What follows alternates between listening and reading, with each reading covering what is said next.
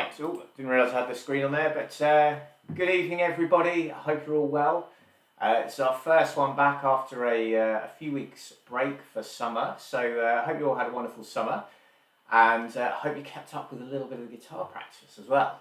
So obviously that's why we're here, and that's why we want to, to be trying to progress and everything. So yeah, all good. So we are today just going to go back over a few bits and pieces from earlier in the book, just to kind of get back in the zone really. So rather just assuming whoever's watching this has been practicing loads, we can go back over a few bits, recap a few notes, make sure everything's kind of making sense and sinking back in. And then if there's time, we'll do a couple of new ones today, but otherwise it might be more of a kind of, as I said, recap, and then we're pushing on again next week. But we'll see how the time goes. So, as always, for these lessons, if you can, what you want to do is turn off all your notifications and distractions and things like that. So emails, WhatsApp, all those kind of things. So turn those off, and if there's any children watching, probably suggest having a parent in the room, as that can help. Or you might be able to help explain a few things if they find it a bit tricky. And if you've got any questions, please do fire away. I may answer as we go along, or I might save them to the end. We will see how we go. So anyway, thank you for tuning in. That's the main thing initially.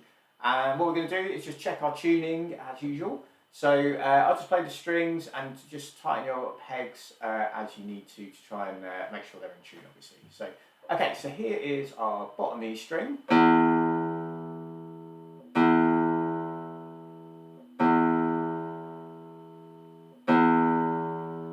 Okay, and then A.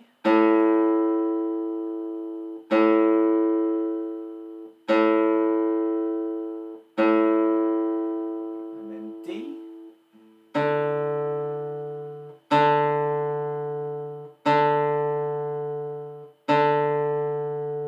And G.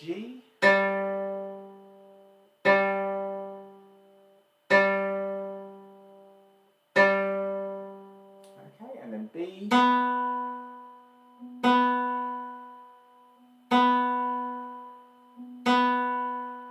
then our top E.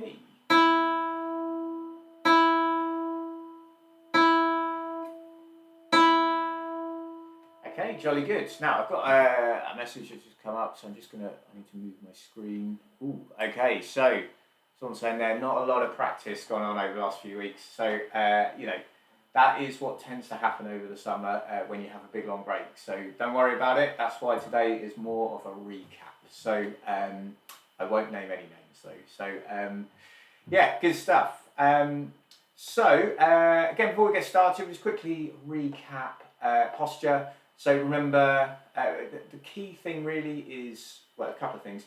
You don't want the neck of the guitar pointing downwards like that. We want it to have a slight upward angle, or maybe horizontal, but ideally a little bit of a sort of upward angle. If you're sitting in the classical posture, you'd be more like that. That's, I wouldn't say an exaggerated angle, that's probably a really good angle to sit, really, but it's not for everybody. So, we just do what we can.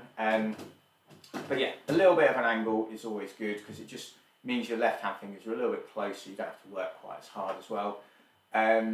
Watch out as well if you're playing, and I know this is very easy to do when you're learning and everything. So the guitar can tend to slide like that, so you can see what you're doing and that kind of thing. And that is okay. It's not the end of the world, but your goal is to get that guitar upright.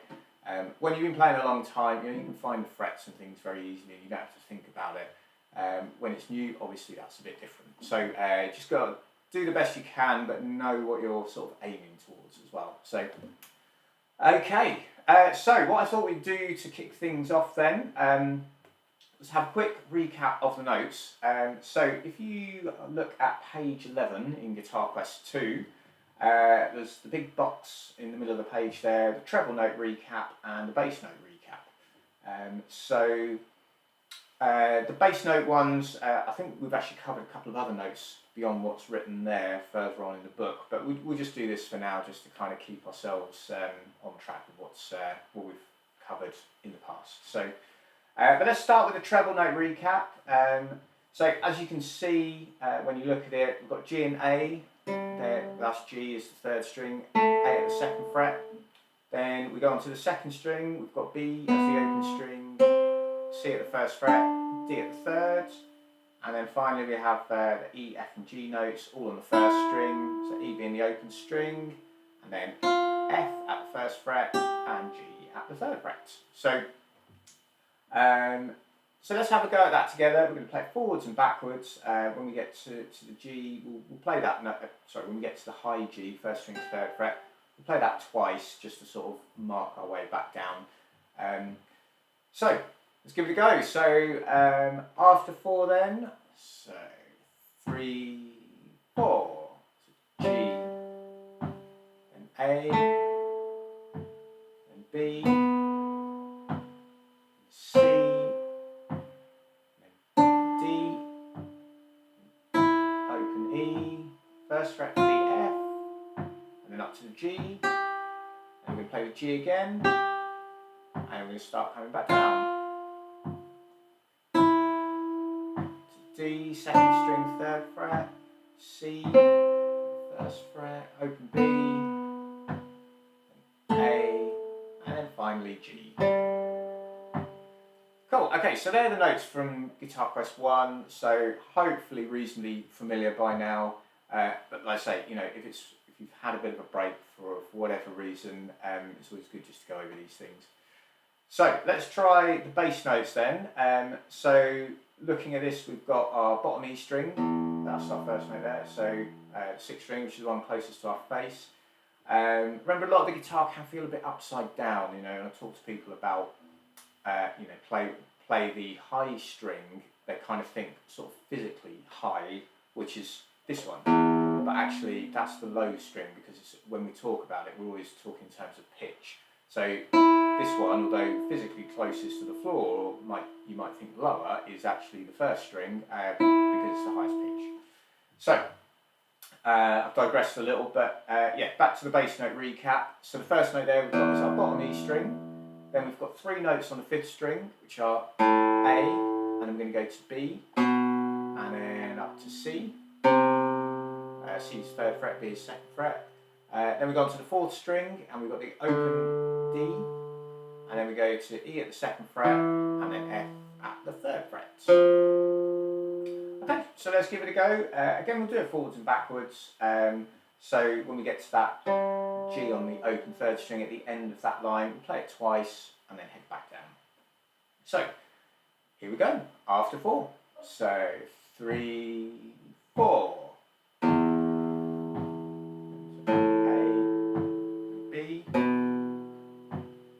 C at the 3rd fret, open D, E, F, and then up to G. I'm going to repeat the G and start heading back down.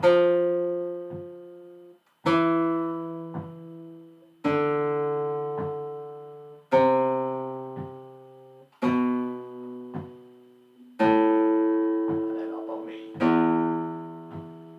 So, like I said, there are a couple of notes. Well, I think we've covered the G in a previous session, so that's not there, but we'll get onto that in a minute. So, yeah, good stuff. So, what I was thinking then is we'd also have a go at exercise 12 on page 10.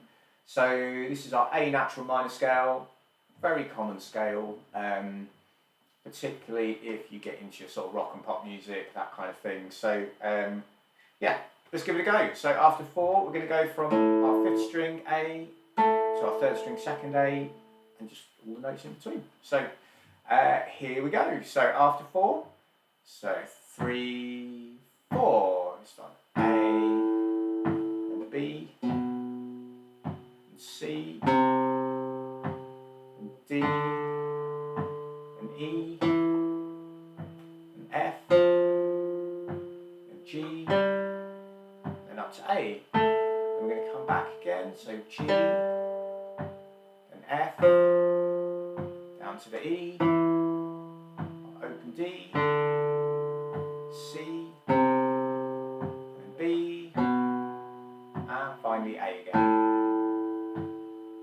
Good stuff. Now, I realised I was in the zone of playing the bass note recap from a minute ago, and I actually put a beat in between every note that we played, so I played them more like minims, which are 2 beat notes. So technically that's not what is written there. So let's try it one more time.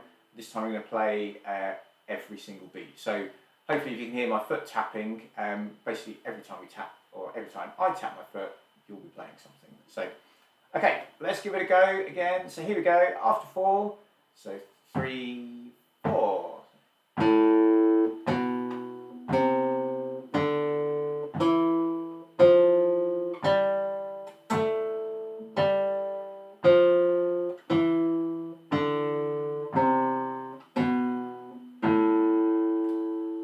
Good stuff. So, if that all went well, as usual, give yourself a pat on the back. What I also meant to do there, and this is my, well, just something I forgot to do basically. I've written in the book to play it with the index and middle fingers. I was playing it with the thumb. This is on our plucking hand, so the right hand for the majority of people, I would guess.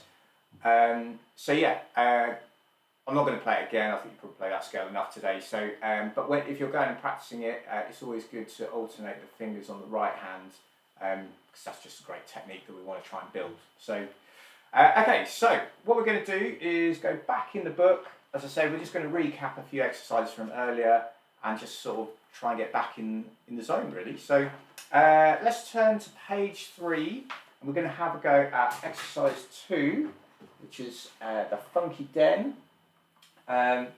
So this one, we have our thumb playing the bass notes. So when the stems point down, we're going to use our thumb, and then when the stems point upwards, we're going to use our index and middle fingers. So just try and alternate those again as much as you can. As I mentioned a second ago, it's really about trying to build that technique. So let's give it a go. So we'll do the repeat as well, might as well. So after 4, okay, here we go. So 3, 4.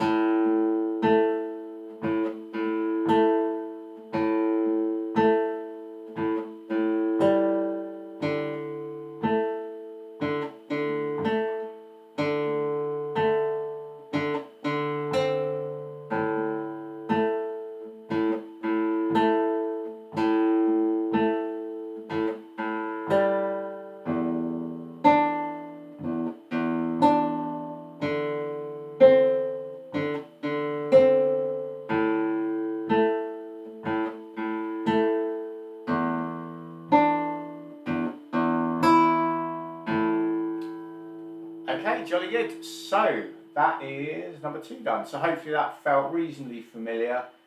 I didn't go with exercise 1 because I thought that was probably going to be a little bit too easy. But that one, because we've got the thumb and the fingers going, it gives us a little bit more to be thinking about. So okay, so let's move on. So next one I thought of having a go at was number 5. So this is on page 6. So this one has a couple of newer notes, but not new notes because we have obviously done this before. So we've got the note D, which is open 4th string, and then we've also got E at the 2nd fret and F at the 3rd fret. So if I was just to just move things around a little, but bring the music up onto the screen. So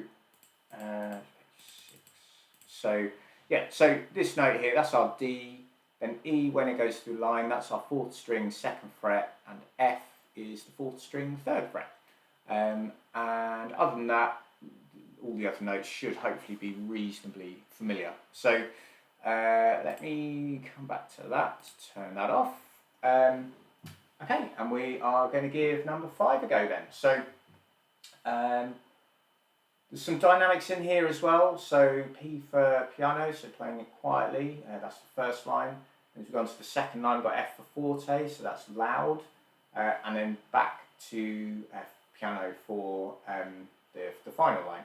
So feel free to add that in if you want. Otherwise, again, as I've mentioned many times previously, just try and make sure you get the notes and the timing right, and the subtleties of dynamics and things can follow on. So, okay, so here we go. So after 4, so 1, 2, 3, 4. We've got the D.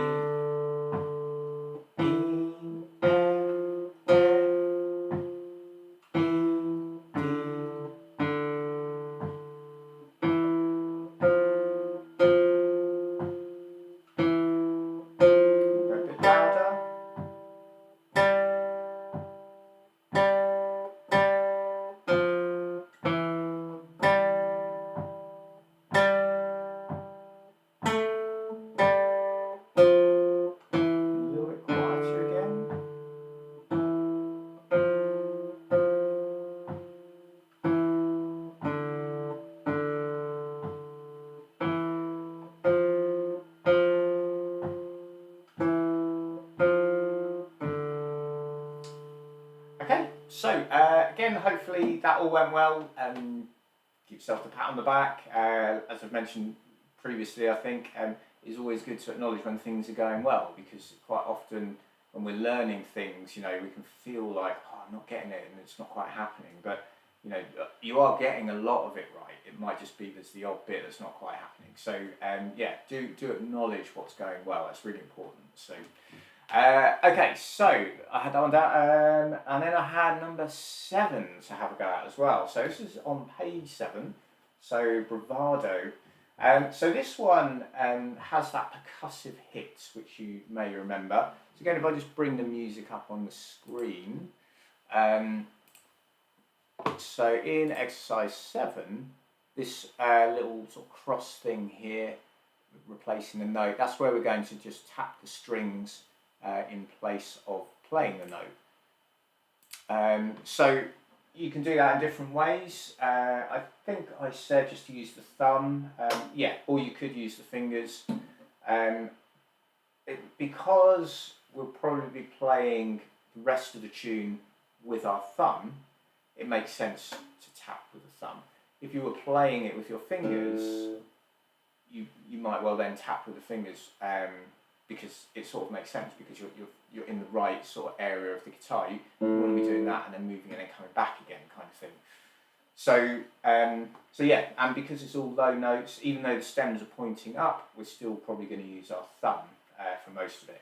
Although as we come on to the second line, we've got some notes there where we are going to use our fingers. So if I just explain that a little bit further, so on the first line, it's all going to be the thumb. Then on the second line, say in bar 5, for example, we're going to play the A there with our thumb, and then we're going to go to the fingers to play the higher A, so the 3rd string, 2nd fret, and the G's, and then probably the E as well, and then we come back in and play with the thumb there. And then the last last 3 bars, we're going to be back with our thumb again. So I hope that makes sense. We're going to give it a go. We'll see what happens. We've got a repeat in this one as well. So we'll do that and see how we get on. So let's take it away. So after 4, so 1, 2, 3, 4.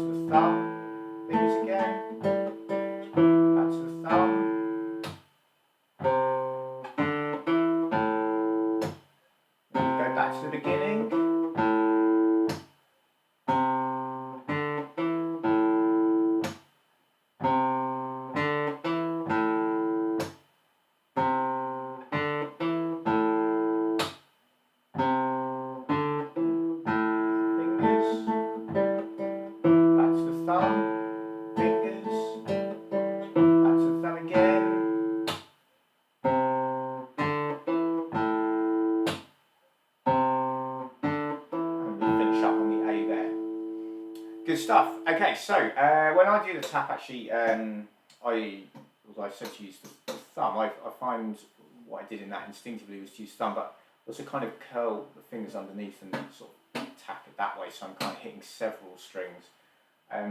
It doesn't really matter exactly how you do it as long as you do it. And, and at this stage, hopefully that's just a bit of fun to have a go at. You can watch, if you go onto YouTube and watch like a very modern style acoustic guitar players, they do all this kind of stuff and a lot more. It's amazing to watch. So we're obviously nowhere near doing that kind of thing. So it's just a case. It's an introduction to that sort of idea, really. So okay, so let's move on, and we're going to go on to exercise 11, which is on page 9. So this one is, it's got all the newer notes on the 5th string. So just to recap, so obviously we've got A, which we know, hopefully. So C we were just playing. I think I forgot to mention that when we were playing the previous exercise. But yeah, so C is the 5th string, 3rd fret. And then we also have B, which is the 5th string, 2nd fret. So again, if I just bring the music up onto the screen, and we'll have a look. So if I just zoom in just a little bit there. So that first note there, that's our C, 5th string, 3rd fret. And then this one, where it's hanging off that extra line. Remember the extra line is called the ledger line. So it's going to hang off that. So we know that's B. And then this one, where we've got the 2 extra ledger lines, that's A. Now, it does look a little bit sort of squashed together there, so it might be easier to almost see it here. So the B is the one where you just got the 1 ledger line that's hanging off it, and then the A with the 2 ledger lines. Obviously C is straight through the single ledger line there. So hope that makes sense anyway. So again, these are things that you hopefully just get used to as you keep playing and keep practicing. And the thing with music, I think, is that if you keep reading music like every day or whatever, you'll get good at it. If you don't, then it's quite easy for some of that information to slip, or or you've got to kind of sit down and try and figure out, oh yeah, no, we did do that. How do I do that again? So the key with practice then is obviously just to keep playing every day. It's the old advice, and it's probably still the best advice, really. So anyway, I've waffled on. So let's have a go. So this one, we've got the DCL Fine section as well. So what we're going to do is play the first line, then we do the second line, then we have the DCL Fine instructions. So that tells us to go back to the beginning, and then we play the first line again, and we see the word Fine at the end of that line, so that's where we're going to stop. So let's give it a go. After 4, starting on the C, 5th string, 3rd fret. So here we go. So 3, 4.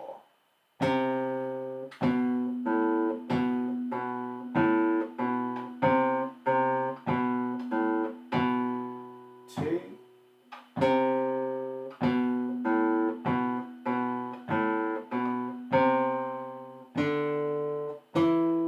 2, and then the second line.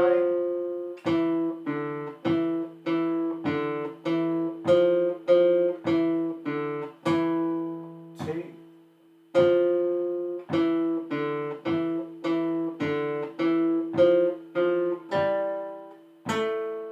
2, back to the beginning.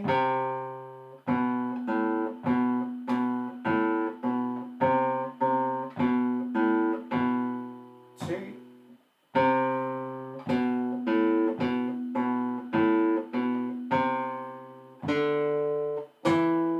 2. Good stuff. Okay, so you may have noticed me shouting the word or saying the word 2 frequently within that, and that's just to mark out the minims. So remember, the minims are like the notes which look like an open circle with a line coming off them. So in fact, if I just point that out on the music, so for example, this B here, that's a minim because of the open circle with the line coming off it. So it lasts for 2 beats. So what I try and do is count 2 afterwards, just to help fill that space. And once you get used to it, you won't need to do that, but perhaps for earlier stages it can be helpful. So okay, so let's move on, and I head down to have a go at exercise 15. So this is on page 12, I think. Yep, page 12. So this is an exercise that focuses on playing chords. So hopefully you can remember the chord shapes. I'll just quickly demonstrate them. So we have 3 chords in here. So D is this one here. So 3rd string, 2nd fret, the 1st finger. Middle finger goes 1st string, 2nd fret, and then our 3rd finger or ring finger goes 2nd string, 3rd fret, and we strum from the 4th string. And that's our D major chord. Then we've got A major. This is one where it's like 3 fingers in a column. So I keep doing that, go the wrong way. So our 1st finger is going to go 4th string, 2nd fret. 2nd finger goes 3rd string, 2nd fret, and our 3rd or ring finger goes 2nd string, 2nd fret. And we're going to strum from the 5th string, which means you've got 2 open strings there, the 5th and the 1st. So hopefully you can get those notes nice and clear. It's that top E. That's the one that you might find is a bit tricky. You might get something like that. That's going to be just getting those fingers up on the fingertips a little bit more. And then finally E minor. This is the first one we ever looked at, so hopefully reasonably familiar. It's 5th string, 2nd fret with the middle finger, and 4th string, 2nd fret with our 3rd or ring finger. And then we strum all the strings, watching out for that 3rd string. Again, it's easy to just sort of allow that finger to collapse a little bit. And you get that muted sound, so just try and get right up on the fingertips. Okay, so playing notes is one thing. You know, playing chords where you've got to move several fingers at once. If you haven't had a chance to practice this, or you know you've had a few weeks off over the summer, then this one might be a bit more difficult. But we're going to give it a go anyway. So we are going to start with that D chord. We've got the repeat. So let's see how we get on. So starting with the D after 4. Yes, so 3, 4. So it's D, 2, and we strum again. Change to A, and again on the A, and back to D, and again, and E minor, and again, and back to D, then A, and E minor, A, and we're going to go back to the beginning, so we change back to D, for a couple, to A, for a couple, back to D, then to E minor, and we're back on to D again, on to A, E minor, A, and then finally we're going to finish on the D. And we'd hold that for 4 beats. Yeah, that's good. Hopefully that went well. As I say, chords are a bit more tricky because you've got to move several fingers at once. But the beauty is, you know, a D chord's a D chord, it's always a D chord. So once you've got those fingers down and it makes sense, whatever piece of music you might play in the future that requires you to play a D chord, you'll be able to do that and you will be playing the right chord. So that's, you know, the thing to kind of cling on to if you're finding your chords a bit tricky. So, okay, right, we're pretty much out of time for today. So, I think I feel like it's probably been good to go back over a few bits and pieces. But do let me know, you know, what have you enjoyed? Did you find it useful? That kind of thing. And we will just sort of push on a little bit further next week. So the last lesson that we did before we took a break for summer, I think we were looking at exercises 16, 17 and 18. So next week we'll be focusing back on those ones. There's a little bit of explaining I need to do in relation to those as well. And then hopefully we'll get onto something new as well. So, remember all the exercise backing tracks are on my YouTube channel. So if you go to onto obviously my YouTube channel and go to the playlists, you'll find Guitar Quest 2 backing tracks.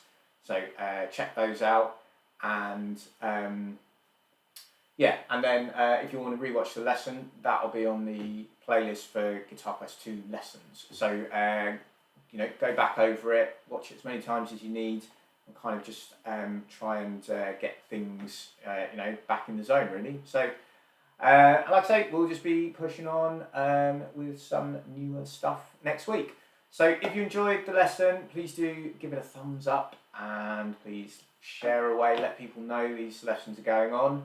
And there's a couple of comments come through, so I'll reply to those in a second. So best luck with practice, everybody, over the next week, and I will look forward to hopefully seeing you next Thursday. So take care then, I will see you soon. Bye bye.